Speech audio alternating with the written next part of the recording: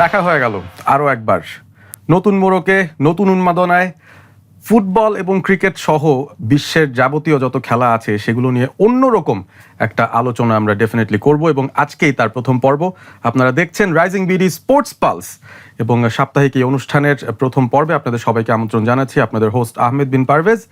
আজকে একটা বিশেষ দিন অনেক কারণেই, কারণটা হচ্ছে obviously episode first number 1 episode শুরু হচ্ছে এবং সেই সাথে বাংলাদেশ এমন একটা অভূতপূর্ব জয় পেয়েছে, সেই জায়গা থেকে আসলে আমাদের মাথাটাকে অন্যদিকে সরিয়ে নেওয়ার কোনো উপায় নেই। মানে প্রত্যেকদিন ঘুম থেকে উঠছে এবং মনে হচ্ছে যে আসলেই কি ঘটেছে ঘটনাটা, আসলেই কি হয়েছে ব্যাপারটা। অবিশ্বাস্য একটা ঘটনা ঘটে গেছে। বাংলাদেশ ভার্সেস অস্ট্রেলিয়ার 2 টেস্ট ম্যাচের প্রথম টেস্ট ডারউইন, সেটা বাংলাদেশ জিতে নিয়েছে এবং পুরো ক্রিকেট বিশ্ব এই ব্যাপারটা নিয়ে কথা বলছে এবং সেই বিষয়টা নিয়েই মূলত এপিসোড 1-এ আমরা জম্পেশ আলোচনা করব। অন্য কিছু অ্যাঙ্গেল থেকেও এই পুরো টেস্টটাকে আমরা ডাইসেক্ট করার চেষ্টা করব। আমার সাথে আছেন আমার ফার্স্ট এপিসোডের গেস্ট আরিফুল ইসলাম রনি, অবভিয়াসলি আপনাদের খুবই পছন্দের একজন লেখক, সাংবাদিক এবং ক্রিকেট ফ্যানাটিক আমি বলবো, কারণ আপনি মনে হয় না খুব বেশি টেস্ট ক্রিকেটও মিস করেন। হ্যাঁ, না, টেস্ট ক্রিকেটটাই সবচেয়ে বেশি ভালো লাগে এবং অস্ট্রেলিয়ায় টেস্ট ক্রিকেট হলে আরও বেশি ভালো লাগে, কারণ ওটা স্বাদটাই অন্যরকম আসলে, সব কিছু মিলিয়ে, খেলা, প্রোডাকশন সব কিছু মিলিয়ে। সো হ্যাঁ, ক্রিকেট ফ্যানাটিক। ওকে, ফাইন। আচ্ছা, তার মানে আমার ইন্ট্রোডাকশনটা ঠিকঠাক ছিল। রনি ভাইয়ের কাছে ফার্স্ট যে প্রশ্ন সেটা হচ্ছে, আপনি যেহেতু এত টেস্ট দেখেছেন, এত টেস্ট কভার করেছেন এবং একটা টেস্ট ক্রিকেটের যদি একটা পারফেক্ট টেমপ্লেট তৈরি করতে বলা হয়, একটা টিমকে যদি জিততে হলে একটা টেস্ট একটা পারফেক্ট টেমপ্লেট তৈরি করতে বলা হয় যে 5 দিন ধরে কি কি ঠিক করতে হবে, যেই টিকমার্কগুলো আপনি দিতে পারলে মোর অফেন দেন নট আপনি টেস্ট ম্যাচ জিতবেন। এখন সাধারণত আমরা অন্যান্য অনেক টেস্ট ম্যাচে কিন্তু দেখেছি যে খুব অস্বাভাবিক একটা পারফরমেন্স বা একটা সেশনে মোড় ঘোরানো কোনো ইন্ডিভিজুয়াল কাজ দিয়ে একটা টেস্টের মোড় ঘুরে গেল বা এরকমভাবে একটা টেস্টের রেজাল্ট বের হয়ে আসলো। এতটা পারফেক্টলি টেমপ্লেট মেনে একটা টেস্টের র্যাঙ্কিংয়ের 9ম র্যাঙ্কড একটা টিম টেস্ট র্যাঙ্কিংয়ের 1 নম্বর টিমকে হারিয়ে দেবে, মানে এই ব্যাপারটা আসলে কিভাবে দেখছেন? মানে এতটা পারফেক্ট কিভাবে হলো ব্যাপারটা? হ্যাঁ, এই জন্যই আসলে এটা একটা রিমার্কেবল টেস্ট। এটা আমাদের ক্রিকেট হিস্ট্রির গ্রেটেস্ট উইন, গ্রেটেস্ট অ্যাচিভমেন্ট। এবং আমি টেস্ট শেষ হওয়া মাত্রই লিখেছি যে আমাদের ক্রিকেট হিস্ট্রির গ্রেটেস্ট ডে। সো মানে এত এত দারুণভাবে বাংলাদেশ জিতেছে, শুধু 9 উইকেটে না, শুধু দাপট দেখিয়ে না। আপনি যেটা বললেন যে প্রত্যেকটা জিনিস পারফেক্ট, অলমোস্ট পারফেক্ট। এবং ওল্ড স্কুল টেস্ট ক্রিকেট, যেটা নিয়ে অনেক আলোচনা হচ্ছে আপনার অস্ট্রেলিয়া, ইংল্যান্ডের ক্রিকেট মহলে। এবং আমার এত ভালো লাগছে, আপনার সঙ্গে শোয়ের আগে কথা বলছিলাম যে বিভিন্ন জায়গায় বাংলাদেশকে নিয়ে যেভাবে আলোচনা হচ্ছে আপনার পডকাস্টগুলোতে, শোগুলোতে, ইংল্যান্ডের বিভিন্ন পডকাস্টে সাবেক ক্রিকেটাররা তারা বলছে যে আমরা পারিনি, বাংলাদেশ পেরেছে, যে ক্রিকেটটা আমাদের খেলা উচিত ছিল। এবং যারা স্পেশালি বাজ বলের এগেনস্টে, তারা বলছে যে এটাই তো আমরা চেয়েছিলাম, এটা আমাদের খেলা উচিত ছিল। ফিল টাফনেল, ইংল্যান্ডের সাবেক স্পিনার, তারা একটা পডকাস্ট করে, অ্যালিস্টার কুক, মাইকেল ভন, তাদের সঙ্গে মিলে ফিল টাফনেল বলছিলেন যে এটাই তো আমাদের করা উচিত ছিল, সেটা বাংলাদেশ করেছে। সো সব কিছু মিলিয়ে মানে মানে এভরিথিং ওয়াজ সো পারফেক্ট। এখন আপনি যদি আরও ব্যাকগ্রাউন্ডটা চিন্তা করেন, প্রস্তুতি ম্যাচে 54 রানে অল আউট, সেখান থেকে এসে মানে এটা রিমার্কেবল ব্যাপার। এবং আমরা এই ধরনের কাজ অনেক সময় দেখি, হুট করে পাকিস্তান করে ফেলে, হুট করে ওয়েস্ট ইন্ডিজ করে ফেলে, কিন্তু বাংলাদেশ করেছে। এবং হলো যে কোনো চটকদার পারফরমেন্সে না, একদম ওল্ড স্কুল, প্রত্যেক জিনিস ঠিকঠাক করে। আপনি হাসান মাহমুদ উইকেট নিয়েছে 9টায়, আপনি হয়তো একটা স্মরণীয় ডেলিভারি তার আপনি মনে করতে পারবেন না, কিন্তু তিনি তার কাজটা করে গেছেন। এখন অনেকে বলছেন ম্যাকগ্রাকে সামনে রেখে, ফ্লেমিং বলছেন যে ম্যাকগ্রার মতো বল করেছেন হাসান মাহমুদ। ওই যে একটা প্রুভিং লাইন লেন্থে বল করে যাওয়া, ব্যাটসম্যানদের টেস্ট নেওয়া, সেই কাজটা তিনি করেছেন। মিরাজ একদমই ট্র্যাডিশনাল অফ স্পিনার, কিন্তু একদম সেই প্রথাগত স্পিন দিয়ে তিনি ওই ব্যাটসম্যানদের ধৈর্যের পরীক্ষাটা নিয়েছেন, আস্তে আস্তে সেট আপ করেছেন। সব কিছু হলে ব্যাটিংয়েও আপনি তানজিদ তামিমকে টেস্ট টিমে আমি খুব করে চেয়েছি, বিভিন্ন টক শোতে বলছি, সুমন ভাই পার্সোনালি তাকে বলছি, হাবিবুল বাশার সুমনের সঙ্গে যখন কথা হয়, ডেফিনেটলি আমার কথা শুনে তিনি নেবেন না বা আপনাদের কথা শুনে নেবেন না, কিন্তু আমি পার্সোনালি অনেকদিন বলেছি তাকে যে নেওয়া উচিত। তাকে যে কারণে নিতে বলেছিলাম যে তিনি অ্যাগ্রেসিভ ব্যাটিং করবেন। সৌম্যকে নেয়, যে টেস্ট স্কোয়াডে নেয়, যে খুশিটা হয়েছিলাম যে হয়তো একটা কুইক ফায়ার 40-50 যদি সৌম্য বা তানজিদ করে দেয় তাহলে আমাদের টোনটা সেট হবে। কিন্তু তানজিদ করছে উল্টো, তিনি যে সেঞ্চুরিটা করেছেন যেটা তার পুরো ক্যারেক্টারের বাইরে, একদম ট্র্যাডিশনাল ওপেনারদের মতো তিনি খেলছেন। সবকিছু মিলিয়ে শিয়া বাটার ও ভিটামিনে সমৃদ্ধ লিলি বিউটি সোপ, তারুণ্যময় উজ্জ্বল ত্বকের জন্য। মানে পিকচার পারফেক্ট, সত্যি কথা বলতে গেলে। আর এই পিকচার পারফেকশনের মধ্যে যদি আপনি আইসিং অন দ্য কেক দিতে চান এবং সেই জায়গায় যদি দেখেন যে বাংলাদেশের টেইলটা কিভাবে ওয়াগ করছে, দ্বিতীয় নতুন বলটাকে কিভাবে তারা কন্টেন্ট করলো, মিরাজের ওই ব্যাটিংটা, মানে একদিক থেকে না, আসলে অনেক দিক থেকে ব্যাপারটাকে পারফেক্ট বলা যেতে পারে। আর পোস্ট ম্যাচ প্রেস কনফারেন্সে নাজমুল হোসেন শান্ত তিনি বলেছিলেন যে তিনি টস জিতলে ফিল্ডিং নিতেন। মানে আপনার কি মনে হয় যে অস্ট্রেলিয়া টসেও খানিকটা অন্যরকম সিদ্ধান্ত নিয়েছে? আমার ধারণা তারা মানে জানতো যে সকালে একটু মুভমেন্ট বা একটু সহায়তা থাকবে, কিন্তু ভেবেছে যে ঠিক আছে একটা দুটো উইকেট পড়তে পারে। তারা ভাবেনি যে বাংলাদেশ আসলে এইভাবে তাদেরকে আটকে ফেলবে, এইভাবে তাদেরকে আসলে ধসিয়ে দেবে ব্যাটিং। সো আমার ধারণা তারা সেই জায়গা থেকেই তারা হয়তো ঝুঁকিটা খুব বেশি দেখেনি। হ্যাঁ, তারা বাংলাদেশকে এই জায়গায় হয়তো একটু আন্ডারস্টিমেট করেছে। হ্যাঁ, কারণ বড় কোনো টিম হলে আপনার মনে হয় না যে তারা হয়তো এরকম উইকেটে আর্লি অ্যাডভান্টেজটা নিজেরাই নিতে চাইতো? ডেফিনেটলি। প্লাস হলো যে উইকেটটাও তাদের জন্য আছে না, তাও তো এখানে রেগুলার খেলে না। ইনফ্যাক্ট বাংলাদেশি তার চেয়ে বেশি এখানে অভিজ্ঞ, সত্যি কথা বলতে গেলে। বাংলাদেশের আগে ডারউইনে গিয়েছে 1 তারিখে, অস্ট্রেলিয়া গিয়েছে তো 9 না 10 তারিখে বা 8 তারিখে এরকম। সো যেটা হয় যে উইকেট একটু অচেনা থাকলে কিন্তু অনেকে ঠিক আছে ব্যাটিংটা আগে করতে চায় না, দেখি বোলিং করে কি হয়। এখানেও তারা আসলে এরকম করেছে, তো একটু আন্ডারস্ট্যান্ড তারা করেছে। বাংলাদেশের ক্রেডিট যে বাংলাদেশ সেটা কাজে লাগিয়েছে, এবং সেটা একটা স্পেল না, একটা সেশন না, সেশনের পর সেশন, এবং ওই যে প্রেশারটা ক্রিয়েট করেছে সেটা ধরে রেখেছে এবং শেষ পর্যন্ত শেষ করেছে, কাজটা শেষ করেছে। বোলিংয়ে, ব্যাটিংয়ে, ফিল্ডিংয়ে, এভরিথিং সব কিছু মিলিয়ে মানে এটা একটা রিমার্কেবল ব্যাপার। আমি আপনাকে বলছিলাম যে গ্রেটেস্ট ডে বাংলাদেশ ক্রিকেট, আমাদের ক্রিকেট হিস্ট্রিতে অনেক আপনার স্মরণীয় দিন আছে। আমরা বাংলাদেশের আইসিসি ট্রফিতে বাংলাদেশ যখন স্কটল্যান্ডকে হারিয়ে আপনার বিশ্বকাপে খেলার যোগ্যতা অর্জন করলো, সেটা একটা। ফাইনালে কেনিয়াকে হারালাম, সেটা একটা। টেস্ট স্ট্যাটাস পেলাম, পাকিস্তানকে হারালাম, টেস্ট স্ট্যাটাস পেলাম, টেস্ট জিতলাম, অস্ট্রেলিয়াকে হারালাম 2005 সালে। এরকম নেই মিট, আপনি অনেক কিছু বলতে পারেন। কিন্তু এবার যেটা হয়েছে এটা নিঃসন্দেহে আমাদের ক্রিকেট হিস্ট্রির সেরা দিন। সেটা গত কিছুদিনে আপনি আরো বুঝতে পারছেন যে ব্র্যান্ডিংটা বাংলাদেশ ক্রিকেটের হয়েছে ওয়ার্ল্ড ক্রিকেটে, এটা কোনোভাবেই গত 10 বছরেও আসলে বাংলাদেশকে নিয়ে পুরো ক্রিকেট ওয়ার্ল্ড একসঙ্গে আলোচনা করছে, টিমটাকে নিয়ে সেভাবে কিন্তু আমরা দেখি নাই। টিমটাকে নিয়ে, বাংলাদেশের ক্রিকেট নিয়ে, প্রসেস নিয়ে, ফাস্ট বোলিং এর যে রেভলিউশন, এটা নিয়ে আমরা তো অনেক দিন ধরে আলোচনা করছি, কিন্তু তারা এখন এটা খুঁজে খুঁজে বের করে আনছে কিভাবে কি হলো। কারণ জয়টা এরকমই একটা রিমার্কেবল ব্যাপার। দেখুন, অস্ট্রেলিয়ায় গিয়ে আপনি অস্ট্রেলিয়া টেস্ট খেলবেন, একটা ব্যাপার। অস্ট্রেলিয়ান ক্রিকেট ফ্র্যাটার্নিটি জানবে যে হ্যাঁ বাংলাদেশ এসেছে, খেলছে। আপনি অস্ট্রেলিয়ার সাথে ফাইট করবেন, ওরা বলবে ভালো, পিচ চাপড়ে দেবে, ওয়েল প্লেড। হয়তো ইংল্যান্ডের ক্রিকেট ফলোয়ার যারা আছে তারা বলবে যে ওয়েল প্লেড, 2 দিন পরে ভুলে যাবে। কিন্তু যখন আপনি অস্ট্রেলিয়াকে হারিয়ে দিবেন, এটা ভাই তোলপাড়, একটা সুনামি। এবং সেই সুনামির জোয়ার আপনি দেখতে পাচ্ছেন, মানে গোটা ক্রিকেট ওয়ার্ল্ডকে কিন্তু ভাসিয়ে নিয়ে গেছে। এবং সবাই ক্রিকেট বিশ্বের, সেটা ফলোয়ার থেকে শুরু করে বিশেষজ্ঞ, সবাই কিন্তু কথা বলছে। সো এই ব্র্যান্ডিং বাংলাদেশ ক্রিকেটের, আমার মানে বাংলাদেশ ক্রিকেটের হিস্ট্রি তো হয় না সত্যি কথা বলতে গেলে। বাংলাদেশ যখন ওই অস্ট্রেলিয়াতে হারাক কিংবা বিশ্বকাপে পাকিস্তানকে হারাক, এরকম ব্র্যান্ডিং আমার মনে পড়ে না যে কখনো হয়েছে। সোশ্যাল মিডিয়ার একটা ব্যাপার আছে, তখন তো আর সোশ্যাল মিডিয়া ওই সময় ছিল না, এই সময় আছে। সবকিছু মিলেই অসাধারণ ব্র্যান্ডিং। এই জন্যই অস্ট্রেলিয়াতে গিয়ে হারানো এবং এভাবে হারানোটার এই মাহাত্ম্যটা, এবং এই জন্যই আমরা এভাবে সেলিব্রেট করছি। অনেকেই বুঝতে পারছে না যে আসলে একটা টেস্ট জিতে এরকম সেলিব্রেট করার কি আছে, যারা হয়তো ওইভাবে কিন ফলোয়ার না। মানে এটা এটা it's not only a win. পরের টেস্টে যদি বাংলাদেশ 2 দিনে হেরে যায়, বললাম ইনিংসে হারলো, লজ্জাজনকভাবে হারলো, ঠিক আছে, ওইটা থাকবে, কিন্তু এই জয়টাও ভাই থাকবে, এটা কেউ কেড়ে নিতে পারবে না আপনার কাছ থেকে। এবং যেটা বললাম, যে ব্র্যান্ডিংটা বাংলাদেশ ক্রিকেটের হয়েছে, এটা আমি জানি না যে হয়তো বিশ্বকাপ জিতলে হতে পারতো, মানে এরকম টেস্ট চ্যাম্পিয়নশিপে আপনি ফাইনালে উঠলে বা জিতলে হতে পারতো, কিন্তু একটা জয় আপনাকে সেই ব্র্যান্ডিংটা এনে দিয়েছে। Well, player of the match হচ্ছেন হাসান মাহমুদ। ডেফিনেটলি তার 9টা উইকেট খুব ইম্পর্টেন্ট ছিল। বাট আপনাকে যদি জিজ্ঞাসা করি আপনার প্লেয়ার অফ দ্য ম্যাচ কে, আপনি কি হাসান মাহমুদকেই দিবেন, নাকি মনে হয় যে অন্য কেউ ডিজার্ভ করেন এই জায়গাটায়? এটাও একটা ব্যাপার যে হ্যাঁ, আমি হয়তো মিরাজকেও দিতে পারতাম, হয়তো আপনি তানজিদকেও দিতে পারতেন যে বেসটা সেট করে দিয়েছে, কিন্তু আমি হাসান মাহমুদকেই দিব। এবং অস্ট্রেলিয়ানরা এইসব জায়গায়ও তারা অলমোস্ট পারফেক্ট থাকে। আমাদের এখানে অনেক সময় এটা নিয়ে প্রশ্ন ওঠে, বিপিএল এ, ইন্টারন্যাশনাল ক্রিকেটে অনেক সময় ওকে দিলাম, ওকে কেন দিই নাই। হ্যাঁ, ম্যান অফ দ্য ম্যাচটা যার হয়তো যাওয়া উচিত, পাওয়া উচিত। হয়তো ধরুন একজন টি-20তে একটা বোলার, তিনি মানে উইকেট পান নাই, কিন্তু 4 ওভারে রান দিয়েছেন 9 বা 10, টেনটা সেট করে দিয়েছেন আমরা, কিন্তু আরেকজন 50 করে ম্যান অফ দ্য ম্যাচ হয়ে গেছে। এরকম ঘটনা আমাদের রেগুলার হয়, কিন্তু অস্ট্রেলিয়াতে এগুলো কিন্তু খুব রেয়ারলি হয়। অস্ট্রেলিয়া একদম পারফেক্ট, তারা ভালোভাবে দেয়। সো এখানে হাসান মাহমুদ আমার কাছে মনে হয় একদম উপযুক্ত, কারণ প্রথম দিনে তিনি টোনটা সেট করে দিয়েছেন, সেকেন্ড ইনিংসেও তিনি ইম্পর্টেন্ট উইকেট নিয়েছেন।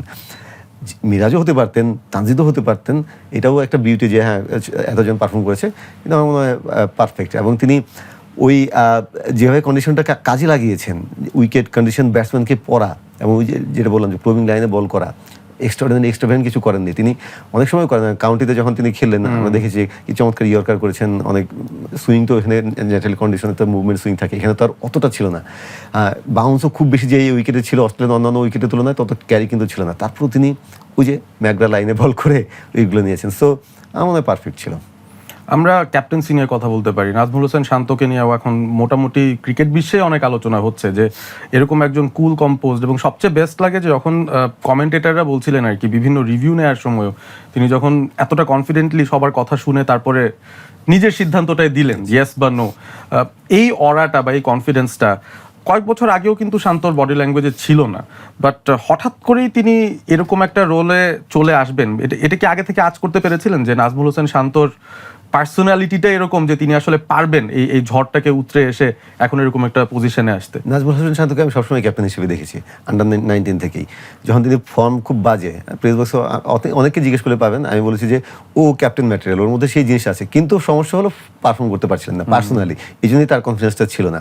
ডেফিনেটলি তিনি যে অরাটা এখন দেখাচ্ছেন আমি এতটা ভাবিনি, এটা বললে আবার ভুল হবে, কিন্তু তিনি ক্যাপ্টেন ম্যাটেরিয়াল, এবং সেটা মানে ন্যাশনাল টিমে তিনি ক্যাপ্টেন হবেন, এটা আমি বলছি, ন্যাশনাল টিমে তিনি ক্যাপ্টেন একদিন হবেন। এবং ওই সময় যখন নাজমুল হোসেন শান্ত ফেল করছেন পার্সোনালি ব্যাটিংয়ে, তখন অনেক আমার লেখাও আছে, আমি অনেক টক শোতে বলেছি, আমি জানি না সেটা এখন খুঁজে পাওয়া যাবে কিনা, যে নাজমুল হোসেন শান্ত যদি পারফর্ম না করেন তাহলে বাংলাদেশের ক্রিকেট সিস্টেমটার একটা নাড়া পড়ে যাওয়ার মতো অবস্থা হবে। কারণ তার মতো এত যত্ন করে, তার মতো এত ইনভেস্ট করে বাংলাদেশে খুব কম ক্রিকেটারকে গড়ে তোলা হয়েছে। তাকে একদম এজ লেভেল থেকে প্রত্যেকটা সিস্টেম পার হয়ে তিনি এসেছেন। আন্ডার-17 স্কুল ক্রিকেট, আন্ডার-17, আন্ডার-19 পর আইডিয়াল যেটা অস্ট্রেলিয়া ইংল্যান্ডে হবে যে তিনি হয়তো ফার্স্ট ক্লাস ক্রিকেট প্রচুর খেলে আসবেন, বাংলাদেশের ক্রিকেট সিস্টেম তো আর অতটা নাই, আস্তে আস্তে হচ্ছে এখন। সো তাকে হয়তো আর্লি ন্যাশনাল টিমে আসতে হয়েছে, যখন তার যে স্ট্রাগলটা তার ফার্স্ট ক্লাস ক্রিকেটে করে শেখার কথা সেটা তার ইন্টারন্যাশনাল ক্রিকেটে করতে হয়েছে। বাট আলটিমেটলি তিনি মানে এই জায়গাটা এসেছেন, সেটা বাংলাদেশ ক্রিকেট সিস্টেমের জন্য, তার উপর যারা ইনভেস্ট করেছেন বিভিন্ন সময়ের বিভিন্ন বোর্ড সিলেক্টররা, ম্যানেজমেন্ট যারা ছিলেন ইনভেস্ট করেছেন, তাদেরও একটা জয়, এবং ডেফিনেটলি বাংলাদেশ ক্রিকেটের ওই পুরো প্রক্রিয়াটার একটা জয়। এবং শান্ত এখন পারফর্ম করছেন, আমরা শান্তকে কথা বলছি কয় বছর হয়েছে তার তিনি ক্যাপ্টেন হয়েছেন, দেখুন তিনি এখন অলরেডি বাংলাদেশের সফলতম টেস্ট অধিনায়ক অন পেপার। আমি তার মানে ক্যাপ্টেন্সির ভিতরে যাওয়ার আগেই বলছি, অন পেপারে অলরেডি তিনি পরিসংখ্যানে তিনি অলরেডি সফলতম টেস্ট ক্যাপ্টেন। 9টা টেস্ট তিনি জিতেছেন, মাত্র 20টা টেস্টে ক্যাপ্টেন্সি করে 9টাতে জিতেছেন। এর আগে মুশফিকুর রহিম ছিলেন, 7টা টেস্টে জয়ী তিনি ক্যাপ্টেন, 34টা টেস্টে নেতৃত্ব দিয়েছেন। সো 20 টেস্টে 9টা জয়, একটা ড্র, তার আপনার সাফল্যের হার 47%, তার ধারে কাছে বাংলাদেশে কেউ নাই। শিয়া বাটার ও ভিটামিনে সমৃদ্ধ লিলি বিউটি সোপ, তারুণ্যময় উজ্জ্বল ত্বকের জন্য। অলরেডি, এবং আপনি জানেন যে মেনি মোর টু কাম।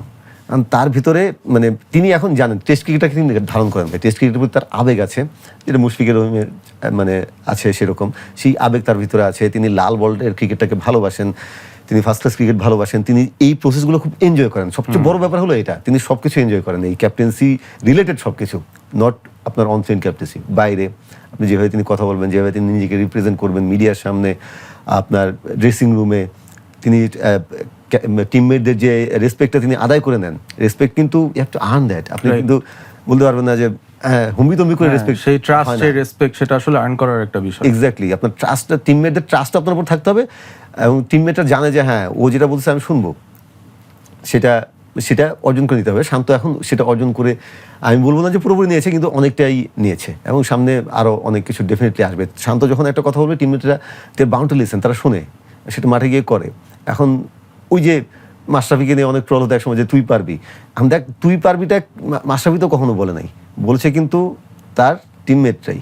যখন আপনার 2018 এশিয়া কাপে আমাদের ভার্চুয়াল সেমিফাইনাল ম্যাচ ছিল, সেই ম্যাচে যখন ওর হাতে, মুস্তাফিজের হাতে যখন নতুন বলটা তুলে দেওয়া হলো, ওকে বলেছে যে তুই কি করবি জানি না, আমার নতুন বলে উইকেটে নিতে হবে, হ্যাঁ আমি জানি তুই পারবি। মুস্তাফিজ পেরেছেন, মুস্তাফিজ এসে বলেছেন। মিরাজকে যখন এশিয়া কাপে ফাইনালে ওপেনিং করতে দেওয়া হলো, তার আগের দিন ডাইনিংয়ে বলেছেন যে তুই ওপেন করবি। মিরাজ তো মানে খাওয়া মানে গলায় আটকে যাওয়ার অবস্থা, কিন্তু তাকে সে বুঝিয়েছেন তুই পারবি, মিরাজ বলেছেন তুই পারবি। সো যখন ওই বলে তুই পারবি, তার মানে কি যে সে ওই প্লেয়ারটা বিশ্বাস করা শুরু করে যে হ্যাঁ মাশরাফি বলেছে তাই আমি পারবো। সো আমি মনে করি যে শান্তও এখন তুই পারবি নট নেসেসারি যে তুই পারবি বলছে, কিন্তু শান্ত যেটা বলছে সেটা টিমমেটরা মনে করছে না সেটা সত্যি, সেই ট্রাস্টটা শান্ত অর্জন করে নিয়েছেন। সো এটা একটা ক্যাপ্টেনের জন্য হিউজ ব্যাপার। হ্যাঁ, তারপরে তো অনফিল্ড ক্যাপ্টেন্সি তার আপনার আছে, তার টেকনিক্যাল দিকগুলো আপনি দেখেন, এই টেস্টে তার কতগুলো বোলিং চেঞ্জ কাজে লেগে গেছিল, এটা কাকতালীয় ব্যাপার না। এবং কিছু কিছু স্পেল তিনি যে লম্বা করেছেন সেটাও যে উপকারে দিয়েছে। একদম ফার্স্ট টেস্টের ফার্স্ট দিনেই হাসান মাহমুদের স্পেলটা 6-7 ওভার নেওয়াতে, এবাদতের ফার্স্ট স্পেলটাও 6-7 ওভার নেওয়াতে উইকেট পড়েছে। সো অনেক দারুণ কিছু ঘটনা ঘটেছে। হ্যাঁ, ওটাই বলছিলাম যেটা কাকতালীয় না, মনে হতে পারে যে চেঞ্জ করছে আর উইকেট পড়ছে, কাকতালীয় না, তার পিছনে একদম ক্রিকেটিং থট আছে, তার পেছনে বাতাস কখন কোন অবস্থায় আছে, ব্যাটসম্যানকে কোন এন্ট্রে বোলিং করলে ভালো হবে, কোন সময়টা করলে ভালো হবে, ব্যাটসম্যান এখন কি কোন ব্যাটসম্যানের জন্য কি দরকার, এবং ডেফিনেটলি তার ব্যাক এন্ডে যারা অ্যানালিস্ট আছেন তাদের তো ইনপুট আছে সব কিছু মিলিয়ে। সো মানে মনে হতে পারে ভাই একটা টেস্ট জিতেছে কিন্তু বাংলাদেশের ক্যাপ্টেনকে আমরা ফুলিভাবে এরকম করছি, কিন্তু ভাই এরকমই আসলে তিনি এরকমই এখনো পর্যন্ত। তারপর সামনে কি হবে জানি না, হোপ যে তিনি আরও ভালো করবেন, কারণ ডেফিনেটলি এই টেস্ট জয়ের কনফিডেন্সটা এটা অন্য লেভেলে নিয়ে যাবে তাকে এবং গোটা দলকে। লেটস হোপ মানে এই বাতাসটা যেন বাংলাদেশের যে টেস্ট ক্রেডিবিলিটি আছে সেটাকে পার্মানেন্টলি একটা লেভেলে নিয়ে আসে। এই মুহূর্তে আমরা জানি যে বাংলাদেশ টেস্ট চ্যাম্পিয়নশিপে 4-এ উঠে আছে, আর টেস্ট র্যাঙ্কিংয়েও যেটা আপডেট হবে সেখানে বাংলাদেশের 6-এ উঠে যাওয়ার কথা, ফ্রম 9 to 6 এক লাফে। তো বাংলাদেশ কি আসলে বিশ্বাস করে এই মুহূর্তে যে তারা আসলেই এই মুহূর্তে ওয়ার্ল্ড ক্রিকেটের টপ 6 টেস্ট টিমের মধ্যে একটা? কারণ দুইটা টায়ার যদি হয় 6-6, do Bangladesh deserve two be in the top 6 এখন? আমি মনে করি যে তাদের বিশ্বাস করা উচিত। আমি স্পেসিফিকলি বলতে পারবো না যে তারা আসলে সেটা বিশ্বাস করে কিনা, কিন্তু তারা ডেফিনেটলি এটা বিশ্বাস করে যে তারা আগের চেয়ে অনেক ভালো টেস্ট দল। তারা ডেফিনেটলি এটা বিশ্বাস করে যে তারা মানে অস্ট্রেলিয়াতে গিয়ে অস্ট্রেলিয়াতে হারাতে পারে। এটা বিশ্বাস না থাকলে তো ভাই হতো না, তাই না? এবং সেটা আপনার এমন না যে হুট করে হয়ে গেছে। 11টা সেশনে আপনার 9টা বাংলাদেশ হয়তো ডমিনেট করে জিতেছে, আর টাই হতে পারে, অস্ট্রেলিয়া একটা সেশনে জিতে নেই। সো এটা বিশ্বাস না থাকলে হয় না। বাংলাদেশ পাকিস্তানে গিয়ে পাকিস্তানকে হারিয়েছে, বাংলাদেশেও হারিয়েছে। বাংলাদেশ গত কয়েক বছরে গত 20 বছরে উপমহাদেশের একমাত্র দল বাংলাদেশ যারা অস্ট্রেলিয়া এবং নিউজিল্যান্ডে জিতেছে। রাইট। হ্যাঁ, টুরিং টিমগুলোর জন্য সবচেয়ে কঠিন দুটো জায়গার মধ্যে আছে আর কি। সাউথ আফ্রিকা খুব কঠিন, সামনে একটা বাংলাদেশের হিউজ টেস্ট আছে সাউথ আফ্রিকায়। সো ডেফিনেটলি বাংলাদেশ সেই বিশ্বাসের জায়গাটায় গিয়েছে। সো বিশ্বাস না করার কোনো কারণ নেই। এবং ওয়েস্ট ইন্ডিজে গিয়ে খুব টাফ উইকেটে ম্যাচ এবং খুব বাজে অবস্থা থেকে ম্যাচ জিতেছে, তাই না? সো মনে হতে পারে ওয়েস্ট ইন্ডিজ, কিন্তু ওয়েস্ট ইন্ডিজ যে উইকেটে খেলা হয় এবং ওয়েস্ট ইন্ডিজের পেস বোলিং কিন্তু যথেষ্ট ভালো এখন। সো উইকেটে জিতে আসা কিন্তু কঠিন চ্যালেঞ্জ, তো সেখানে জিতেছে। সো না করার কোনো কারণ নেই। হ্যাঁ, ওয়ান অফ বাজে কিছু রেজাল্ট তো এসেছে, জিম্বাবুয়েতে এসেছে, টুকটাক ওই যে ওয়েস্ট ইন্ডিজের কাছেও হেরেছে, এরকম এসেছে, কিন্তু আগের চেয়ে অনেক বেশি ধারাবাহিক আপনি দেখতেই পাচ্ছেন। এবং গত 24 টেস্টে বাংলাদেশ 12টা জিতেছে। এটা তো এমনি না, বিশ্বাস না থাকলে হয় না। So definitely. আচ্ছা, আমরা বাংলাদেশের যে সবচেয়ে বড় রেভলিউশনটা নিয়ে কথা হচ্ছে, যেটার ইম্প্যাক্টটা হোয়াইট বল ক্রিকেট টেস্টে সব জায়গায় এসে পড়ছে, সেটা হচ্ছে পেস বোলিং। মানে আমরা মিরপুর, ধানক্ষেত এগুলো নিয়ে কি কথা বলতাম, সেই জায়গা থেকে এখন পেস বোলাররা বেরিয়ে আসছেন, একের পর এক বেরিয়ে আসছেন। বাংলাদেশের ন্যাশনাল টিম ছাড়াও এইচপি টিম, এ টিম, তারপরে হচ্ছে ইমার্জিং টিম, এতগুলো আলাদা আলাদা টিম এতগুলো আলাদা আলাদা ফরম্যাটে খেলতে যাচ্ছে, এবং সেখানেও আমাদের কিন্তু পেস বোলারদের অভাব হচ্ছে না। প্রত্যেকটা জায়গাতেই মোটামুটি ওয়েল ব্যালেন্সড কিছু পেস অ্যাটাক আমরা কিন্তু পাঠাতে পারছি। তো এই রেভলিউশনটাকে আপনি অ্যাকচুয়ালি কিভাবে দেখছেন? আর এই মুহূর্তে Shoriful is still pretty young, Hasan Mahmud is pretty young, কিন্তু নাহিদ রানাও ইয়াং আছেন, বাট এই যে তাসকিনরা কিংবা এবাদত খালেদরা, তারা চলে গেলে এই রেড বলটাকে ভালোবাসে, আপনার পার্সপেক্টিভ থেকে এরকম কোন পেসাররা আছেন যারা অ্যাকচুয়ালি পরবর্তীতে আসবেন এবং ওয়ার্ল্ড ক্রিকেট নতুন করে তাদেরকে চিনবে আসলে এই মোড়কে?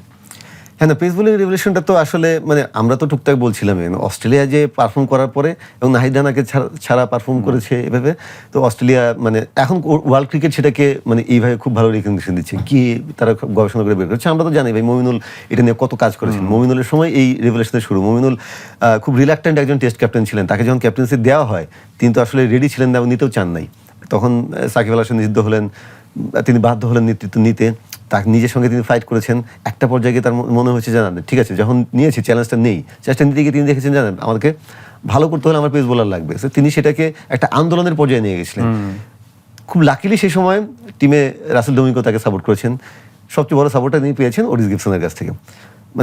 ডোনাল্ডকে যেমন অনেকে কৃতিত্ব দিচ্ছেন, ডোনাল্ডের আগে কিন্তু কৃতিত্বটা ওটিস গিবসনের প্রাপ্য। ওটিস গিবসন এমন কোনো প্রেস কনফারেন্স নাই যে আমাদেরকে এটা বলতো না দেশের মাটিতে তিনি তিনজন পেসার খেলাবেন, উইকেট যেমনই হোক তিনজন পেসার খেলাবেন, যেটা নিয়ে টিম ম্যানেজমেন্টের সঙ্গে তিনি ফাইট করেছেন, সিলেক্টরদের সঙ্গে ফাইট করেছেন। গিবসন এটা করেছেন। সো গিবসনকে সেই কৃতিত্ব দিতে হবে, মমিনুলকে সেই কৃতিত্ব দিতে হবে। আমাদের ব্যাড লাগছে মমিনুল আসলে নিজের ফর্মটা তার এত বাজে হয়ে গেল, টানা 8টা ইনিংসে তিনি সিঙ্গেল ফিগার আউট হয়েছেন। তারপরে তার টেস্ট ক্যাপ্টেন্সিটা চলে গেছে, তিনি ছেড়েছেন, বাট আসলে চলে গেছে। শান্ত আবার এটাকে অন্য লেভেলে নিয়ে গেছে। লাকিলি আমরা একটা ভালো পেস বোলিং কোচ পেয়ে গেছি। সো গিবসন যেটা যে লিগাসিটা ক্রিয়েট করে গিয়েছিলেন সেটা ডোনাল্ডরা সেটা ধরে রেখেছেন, শন টেট ধরে রেখেছেন। মাঝখানে আন্দ্রে অ্যাডামস খুব ভালো কিছু করতে পারেন না, এই জন্য তার কন্ট্রাক্ট শেষ হওয়ার শেষের বেশ আগে তাকে বাই বলে দেওয়া হয়েছে। কিন্তু শন টেট এবং ডোনাল্ডরা খুব ভালোভাবে সেগুলো ধরে রেখেছেন। এবং একটা ভালো ব্যাপার ছিল বাংলাদেশ পেস বোলিংয়ের জন্য, যে এক একজনের স্ট্রেংথের জায়গা ছিল একটা পেস বোলারদের, পেস বোলিং কোচের। আপনার গিবসন খুব টেকনিক্যালি তিনি কাজগুলো করতেন, যেটা ওই সময়টা জরুরি ছিল। ডোনাল্ড যেটা করতেন টেকনিক্যাল এবং ফাদার ফিগার, তিনি কিন্তু পেসারদের ফাদার ফিগার। এখনো সবার সঙ্গে তার যোগাযোগ আছে, সবার সঙ্গে যোগাযোগ আছে, তিনি পার্সোনালি খোঁজ খবর রাখেন। এবং ডোনাল্ড তাদের মধ্যে বিলিফটা দিয়েছিলেন। শন টেইট এসে সেটাকে ওই ডোনাল্ডের ঘরানারই তিনি আরেকটা। শন টেইট খুব কম কথা বলবেন, কিন্তু যখন যেটা বলবেন সেটা খুবই খুব নিবিড়ভাবে দেখে তিনি সেটা বলবেন এবং সেটা খুব কার্যকর হবে।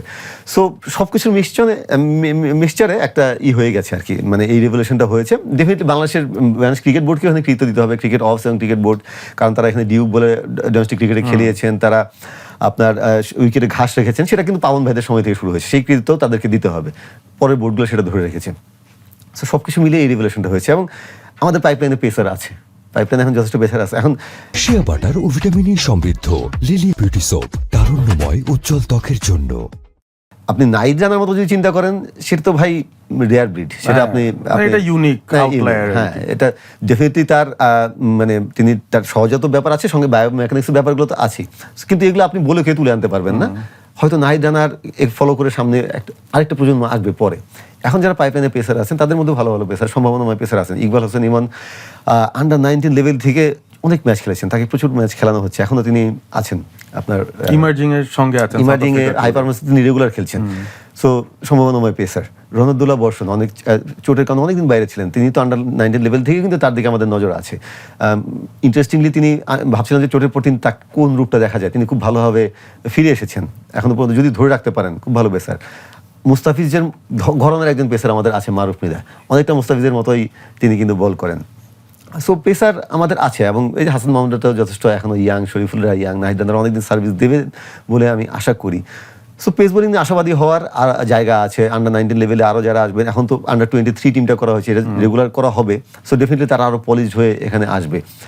এই যে সাউথ আফ্রিকায় আমাদের টেস্ট ট্যুর আছে সামনে, তার আগে আমাদের এমার্জিং টিমকে পাঠানো হয়েছে, এই টিমকে পাঠানো হয়েছে। এগুলো আমরা অস্ট্রেলিয়া এবং ইংল্যান্ডের মধ্যে দেখতাম, অস্ট্রেলিয়া ইন্ডিয়ার মধ্যে দেখতাম, আমাদের ক্রিকেট এগুলো চালু হয়েছে, শুরু হয়েছে। সো মানে মেইন ট্যুরের আগে এই টিমকে আগে পাঠানো, এই টিমকে আগে পাঠানো, তাদের ওই বোর্ডের মধ্যে কোলাবোরেশন হয়ে থাকে আগে থেকে। তখন দেখা যায় যে দুই একটা ভালনারেবল প্লেয়ার যারা টেস্ট টিমের কিংবা যারা নিজের জায়গার দাবি জানাতে চায় তাদেরকে পাঠায় এখানে। সো সেরকম হয়েছে। সো এটা তো রিমার্কেবল ব্যাপার আমাদের। এটা তো আগে আমাদের এই টিমের খেলাই থাকতো না আগে, এখন 104টা টিম আপনি চিন্তা করতে পারছেন, সব জায়গায় খেলছে। সো ডেফিনেটলি এখানে সবারই অবদান আছে, ক্রিকেট বোর্ডেরও আছে, ক্রিকেট সংশ্লিষ্ট সবারই অবদান আছে। এখন যারা কাজ করছেন দেশের ক্রিকেটের কোচরা, তারাও খুব ভালো কাজ করছেন। তালহা জুবায়ের, আমাদের সোহেল ভাই, এখানে বাবুল ভাই অনেক বছর ধরে কাজ করছেন, তারা খুব ভালো কাজ করছেন। সব কিছু মিলিয়েই কিন্তু এটা হচ্ছে, এবং পেসারদের নিয়ে ডেফিনেটলি আশাবাদী হওয়ার জায়গা আছে আরও। তার মানে পেস বোলিং এ আরো নতুনত্ব বাংলাদেশ নিয়ে আসবে, সেই বিশ্বাসটা আমাদের মধ্যে ডেফিনেটলি আছে। শেষ করতে চাই, শেষ করার আগে আপনার কাছে সবচেয়ে বড় যে প্রেডিকশনটা নিতে চাই সেটা হচ্ছে যে দ্বিতীয় টেস্ট শুরু হয়ে যাবে, এবং দ্বিতীয় টেস্টের আগে উইকেট নিয়ে অনেক আলোচনা হচ্ছে, উইকেটের টাইপোলজি বোঝার চেষ্টা করছেন সবাই। এখন অস্ট্রেলিয়ার মাইন্ডসেট কেমন, তারা কিভাবে উইকেট সেট করে, এক। আর দ্বিতীয় প্রশ্ন হচ্ছে বাংলাদেশের স্টার্টিং 11টা আপনি কেমন দেখছেন? অস্ট্রেলিয়া আসলে মানে একটা ম্যাচ হেরে গেছে, এখন তার মানে বাংলাদেশের জন্য একটা মাইনফিল্ড বানাও। অস্ট্রেলিয়ার ক্রিকেট কালচার সেটা না নর্মালি, এখানে সেটা হওয়ার কথা না। এখানে অস্ট্রেলিয়ানরা কিউরেটের উপর পুরোপুরি ডিপেন্ডেন্ট। কিউরেটের যা মানে বানাবেন তাদেরকে সেটাতেই খেলতে হবে। তারাও গিয়ে কিউরেটের কাছে খোঁজখবর নেবেন যে আসলে এই উইকেটে কী হবে না হবে। উইকেট কিন্তু দুই দলের জন্যই নতুন। অস্ট্রেলিয়াও ম্যাকাইতে আসলে মানে বিদেশি দলের মতোই, ডারউইনে তারা বিদেশি দলের মতোই ছিল অনেকটা। যে ইনফ্যাক্ট হাসান মাহমুদ এখানে আগে খেলেছেন, টপ এন্ডে খেলেছেন, তানজিদ খেলেছেন। অস্ট্রেলিয়ানটা কিন্তু অনেকদিন ধরে খেলেন এখানে। সো মানে ম্যাকাইতে ওইরকম ফার্স্ট ক্লাস, ম্যাকাইতে অবশ্যই শিল্ড ক্রিকেট হয়, যেটা ডারউইনে হয় না, ম্যাকাইতে শিল্ড ক্রিকেট হয়। সো রেনশোর যেখানে যেমন ওখানে খুব ভালো পারফরমেন্স রেনশোকে আনা হয়েছে। সো একটু ধারণা বেটার থাকবে ওই ডারউইনের চেয়ে ম্যাকাইয়ের উইকেট সম্পর্কে অস্ট্রেলিয়ানদের। কিন্তু আমার ধারণা যে ওই জাস্ট মানে বাংলাদেশকে হারানোর জন্য একদম সবুজ গালিচা বানিয়ে দেওয়া উইকেট, সেটা রাতারাতি তারা বানাবে না, বা সেটা তাদের কালচারের সঙ্গে যায় না। ডেফিনেটলি তারা মানে একদম কোমর বেঁধে নামবে, তারা চাইবে বাংলাদেশকে একদম শুয়ে দিতে, কারণ এটা তাদের প্রাইডে লেগেছে ভাই। এবং এতেও আমি খুব খুশি যে তারা একটা মরণ কামড় দেয়, তাদের বেস্ট ভার্সনটার সাথে বাংলাদেশ সেকেন্ড টেস্টটা খেলতে পারবে। মানে এটা একটা বিরাট ব্যাপার। ফার্স্ট টেস্টেও সেটাই ছিল, ফার্স্ট টেস্টেও তারা কিন্তু আপনার বেস্ট টিম নিয়ে নেমেছে, কিন্তু একটু রাস্টে থাকাটা খুবই স্বাভাবিক। হ্যাঁ, যে এত মানে তারা নর্মালি আগস্টে অস্ট্রেলিয়ার ক্রিকেট হিস্ট্রিতে কিন্তু আগস্টে টেস্ট হয়নি। সো আগস্টে টেস্ট হয়েছে, তারা খেলেছে, একটু রাস্টিনেস থাকা স্বাভাবিক। সেকেন্ড টেস্টে ডেফিনেটলি তারা মানে উইথ অল গানস তারা একদম নামবে। আমি দেখতে চাই সেখানে দল কেমন করবে। খারাপ করলে আমার মানে ঠিক আছে, খারাপ লাগবে, কিন্তু আমরা তো ভাই প্রথম টেস্ট জিতে নিয়েছি, আর এখানে যদি দল ক্যারেক্টার শো করতে পারে তাহলে তো এর চেয়ে ভালো কিছু আর হতে পারে না। সো সেটা দেখার জন্য মুখিয়ে থাকবো। আপনার একাদশে একটা পরিবর্তন আমি ডেফিনেটলি আশা করছি। আমার ধারণা শরীফুল খেলবে এবং খেলানো উচিত শরীফুলকে, সেটা যার বদলেই হোক। সেটা হতে পারে তাসকিন ফার্স্ট টেস্টে একটু অফ কালার লেগেছে, যদিও টেস্টে সেরা ডেলিভারিটা তার হাত থেকে বেরিয়েছিল। ফার্স্ট টেস্টে ফার্স্ট দিনে বাউস্টারকে তিনি যে বোলটা করেছিলেন, টেস্টে দুর্দান্ত ডেলিভারি ছিল। বাট তার পেস দেখে মনে হচ্ছে যে তিনি হয়তো ফুল ফিট না, দলের জন্য তাকে খেলতে হচ্ছে, হয়তো ফুল ফিট না। সো তার জায়গায় হতে পারে। আবার উইকেট যদি ডিমান্ড করে, আমি জানি না উইকেট কেমন আসলে, আলটিমেটলি আমাদের জানার জন্য ওয়েট করতে হবে। উইকেট যদি ডিমান্ড করে 4 পেসার যদি খেলায়, সেখানে তো অটোমেটিক এমনি চলে আসছে। কিংবা এমনও হতে পারে যে তাসকিনের জায়গায় শরীফুলকে খেলানো হলো, বা ইবাদতের জায়গায় খেলানো হলো, আর তাইজুলের জায়গা হয়তো সম্মুখে খেলানো হতো। এইটাও হতে পারে, যেহেতু আপনার মানে আগের টেস্টের চেয়ে বাংলাদেশ একটু ইয়াতে থাকতে পারে, একটু হয়তো রক্ষণাত্মক ভাবতে পারে যে আরেকটা বাড়তি ব্যাটসম্যান নিয়ে খেলি, যেহেতু আসলে আমার সেকেন্ড স্পিনারটা কাজে লাগেনি। ডারউইনে 2 স্পিনার নিয়ে খেলানো পারফেক্ট ডিসিশন ছিল। তাই এখানে কেমন, হ্যাঁ এখানে কেমন, এটা আসলে মানে উইকেট না দেখে আমরা বলতে পারতাম। কিন্তু শিল্ড ক্রিকেটে যা দেখেছি বা গত কয়েকদিন যে ধরনের আলোচনা শুনছি অস্ট্রেলিয়ান ক্রিকেট মিডিয়ায়, তাতে ওই ডারউইনের চেয়ে হয়তো একটু বেশি পেস এবং বাউন্স এখানে থাকবে। সো সেখানে ডেফিনেটলি আপনি মানে 2টা স্পিনার হয়তো খুব জরুরি না। সো সেখানে আপনি তাইজুলের জায়গায় সম্মুখে খেলাতে পারেন, কিংবা তাইজুলের জায়গায় তো কোনো পেসার আপনি নিয়ে নিতে পারেন, শরীফুলকে নিয়ে নিতে পারেন। এই মানে এই অপশনগুলো নিয়ে নাড়াচাড়া করতে পারে। তাছাড়া তো মোটামুটি সেটেল টিম। তার মানে প্রেডিক্টেড 11-এ কিছু চেঞ্জ দুই দলেরই আসবে। অস্ট্রেলিয়ারটা অনেকটা ফোর্স চেঞ্জ, তাদের অফ ফর্মের প্লেয়ারদেরকে তারা ফিরে আনতে চায়, নতুন নতুন প্লেয়ারদের সুযোগ দেবে। রেনশো আবার ফেরত আসছেন, which is a good thing. একেবারে শেষে আপনার প্রেডিকশনটাই জানতে চাই রিগার্ডিং দ্য সেকেন্ড টেস্ট, কি হতে পারে এটার রেজাল্ট রিয়েলিস্টিক্যালি? আপনি একটা রিয়েলিস্টিক্যালি মনে হচ্ছে অস্ট্রেলিয়া জিতবে। আমি বাংলাদেশের ফাইটটা দেখতে চাই, বাংলাদেশ 4 দিন খেলুক 5 দিন খেলুক, ফাইটটা দেখতে চাই। আমাদের এর আগে যেটা স্মরণীয় টেস্ট জয় ছিল মাউন্ট মঙ্গা নিয়ে নিউজিল্যান্ডের সঙ্গে, ওই জেতার পরের টেস্টে আমরা বেশ বাজেভাবে হেরেছিলাম, সবুজ উইকেট ছিল একদম ক্রাইস্টচার্চে। তো এবারও মানে সেরকম কিছু যদি হয়, সেটা বিস্ময়ের কিছু হবে না। কিন্তু আমি দলের ফাইটটা দেখতে চাইবো, কিন্তু সম্ভাবনা বলে প্রেডিকশন বলে অস্ট্রেলিয়া জিতবে। ওকে, তাহলে এই নোটেই আমরা শেষ করতে পারি। অস্ট্রেলিয়া এই ম্যাচ জেতা মানে কিন্তু সিরিজ জেতে নাই, সিরিজটা ড্র হয়ে যাবে। বাংলাদেশ প্রথম ম্যাচটা জিতেছে, সেই ইতিহাস রচনা করেছে এবং আমরা সেই ইতিহাসের উপর রাইড করে সেকেন্ড টেস্টটাও খুব এক্সাইটমেন্ট নিয়ে দেখতে চাই। যদিও দেখার অপশনস নিয়ে আমরা অফের আলোচনা করছিলাম, সেটা নিয়ে আর আলোচনাটা দীর্ঘায়িত না করি। আপনারা দেখছেন রাইজিং বিডি স্পোর্টস পালস। অনেক অনেক ধন্যবাদ আরিফুল ইসলাম রনি আমাদেরকে সময় দেওয়ার জন্য, এবং আশা করি দর্শকরা আপনারা এনজয় করেছেন এই আলোচনা। আমরা প্রতি সপ্তাহে স্পোর্টসের বিভিন্ন অ্যাঙ্গেল থেকে বাংলাদেশের বাইরে যা যা হচ্ছে সেই ঘটনাগুলো আপনাদের সামনে তুলে ধরার চেষ্টা করবো। একজন আলোচক সাথে থাকবেন এবং সেই বিশ্লেষণগুলোই আপনাদের জন্য আমাদের থাকবে প্রতি সপ্তাহে। ভালো থাকবেন সবাই, দেখা হবে আগামী সপ্তাহে।